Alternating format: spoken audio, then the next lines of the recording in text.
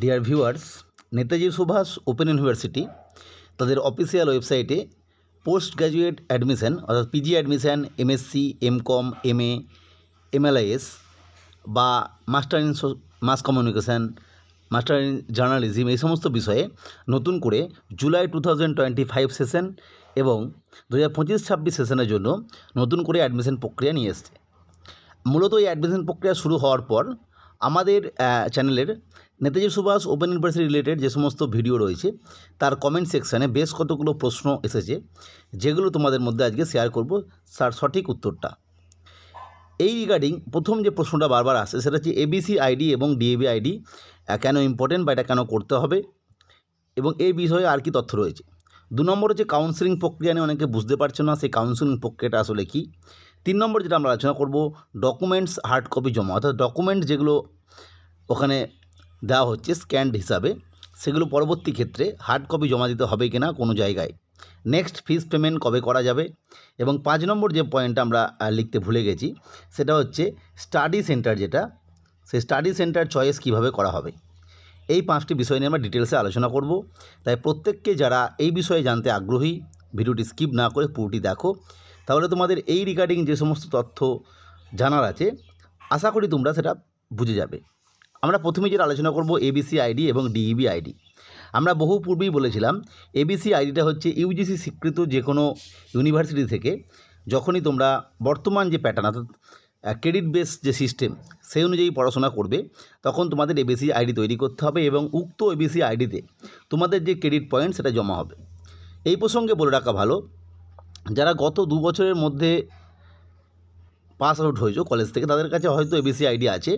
যারা পূর্বে 2 বছরের আগে কোনো কলেজ থেকে পাস করেছো তাদের ক্ষেত্রে হয়তো এবিসি আইডি নেই। থাকুক বা না থাকুক কোনো সমস্যা নেই, এবিসি আইডি তৈরি করা যাবে। অর্থাৎ ভর্তির আগে অবশ্যই এবিসি আইডিটা ক্রিয়েট করতে হবে এবং তারপরে ফর্ম এন্ট্রি করতে হবে। ঠিক একই রকমভাবে ডিইবি আইডিটা শুধুমাত্র ওপেন ইউনিভার্সিটি বা ওপেন ডিস্টেন্স লার্নিং থেকে যারা পড়াশোনা করছো তাদের জন্য লাগবে। এটা ইউজিসির নিয়ম অনুযায়ী লাগবেই, ফলে তোমরা ডিইবি আইডিটাও ক্রিয়েট করে নেবে। এবং মনে রাখতে হবে এবিসি আইডি থাকলেই তবেই ডিইবি আইডি তৈরি করা যাবে। অর্থাৎ প্রথমে এবিসি আইডি যদি না থাকে তাহলে করে নিতে হবে, তারপর ডিএবি আইডিটা তৈরি করতে হবে, তারপরে তোমরা ফর্ম এন্ট্রি করতে পারবে। এটা গেলো বিষয়। অর্থাৎ এগুলো ভেরিফিকেশনের পরেই কিন্তু ফর্মটা অ্যাপ্রুভ হবে।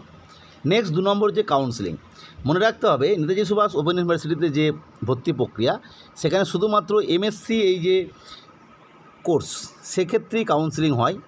অবশ্যই এমএসসির সব সাবজেক্টের ক্ষেত্রে নয়।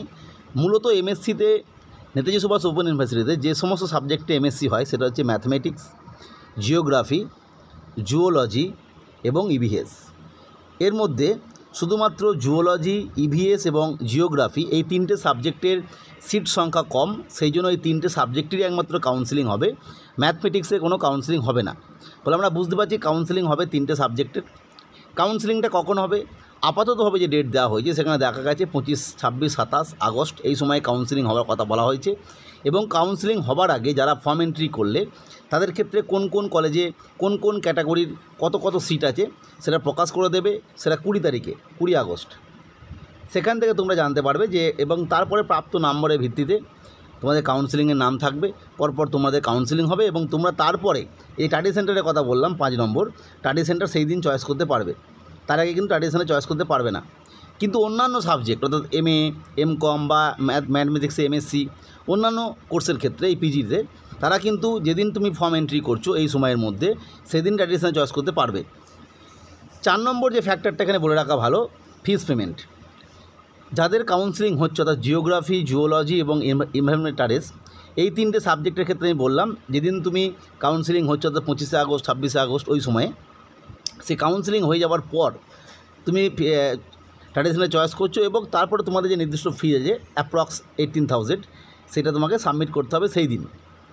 আর যারা অন্যান্য সাবজেক্ট অর্থাৎ এমএ, এমকম, এমএসসি ম্যাথামেটিক্স এই সমস্ত সাবজেক্ট পিজি কোর্স করছো তারা তো ফর্ম এন্ট্রির সঙ্গে সঙ্গেই স্টাডি সেন্টার চয়েস করে নিচ্ছ এবং তারপরে ফর্মটা সাবমিট হয়ে যাওয়ার পর ভেরিফাই হওয়ার পরই ফিসটা পেমেন্ট করতে পারবে। এবার এই যে ভেরিফাই ব্যাপারটা এটা মূলত বেশি সময় লাগে না, কোনো কোনো ক্ষেত্রে 10 মিনিটও লাগছে, কোনো কোনো ক্ষেত্রে প্রায় 2-3 ঘন্টাও লাগছে বা একটু দেরিও লাগছে। যাই হোক তোমাকে মেসেজ দিয়ে দেবে যে অ্যাপ্রুভ হয়ে গেল, তুমি তখন ফিসটা পেমেন্ট করে দেবে। 3 নম্বর যেটা আলোচনা করব, ডকুমেন্টস হার্ড কপি জমা। মনে রাখতে হবে নেতাজি সুভাষ ওপেন ইউনিভার্সিটিতে পূর্বে যখন অনলাইন সিস্টেম ছিল না বা অনলাইন সিস্টেম থাকলেও এইভাবে অনলাইন সিস্টেমটা আপগ্রেড হয়নি, তখন এই সমস্ত ডকুমেন্টসের হার্ড কপি জমা দেওয়ার ব্যাপার ছিল স্টাডি সেন্টারে, সেখানে গিয়ে ভেরিফাই করতে হতো। কিন্তু বর্তমানে এই ভেরিফাইটা টোটালি অনলাইন সিস্টেমে হয়ে যায় এবং কোনো জায়গায় আপাতত বর্তমান নিয়ম অনুযায়ী এই হার্ড কপি জমা দেওয়ার কিছু ব্যাপার নেই। সমস্ত ডকুমেন্টস স্ক্যান্ড হয়ে গিয়ে যখনই ভেরিফাই হয়ে যাবে, তোমরা ফিস পেমেন্ট করে দিলে, তারপরে এক প্রকার তুমি অ্যাডমিশন হয়ে গেলে। পরবর্তী ক্ষেত্রে নেতাজি সুভাষ ওপেন ইউনিভার্সিটির এর পরবর্তী যেটা স্টেপ, সেটা হচ্ছে এনরোলমেন্ট সার্টিফিকেট দেবে। প্রথমে সেটা প্রফেশনাল এনরোলমেন্ট সার্টিফিকেট, যেটা সম্পূর্ণভাবে ডাউনলোড করা যাবে, এবং তার পরবর্তী ক্ষেত্রে তার হার্ড কপি কলেজ থেকে দেবে। অর্থাৎ আমরা বুঝতে পারি কোনো প্রকার ডকুমেন্টস কিন্তু কোনো জায়গায় এই মুহূর্তে জমা দেওয়ার ব্যাপার নেই বা কোনো দিনই জমা দেওয়ার ব্যাপার নেই। যাই হোক, আজকে পুরো বিষয়টা শেয়ার করলাম। পরবর্তী যদি কোনো সমস্যা থাকে অবশ্যই আমাদের কমেন্ট বক্সে জানিও, আমরা চেষ্টা করব তার উত্তর দেওয়ার। ভিডিওটি দেখার জন্য প্রত্যেককে অসংখ্য ধন্যবাদ।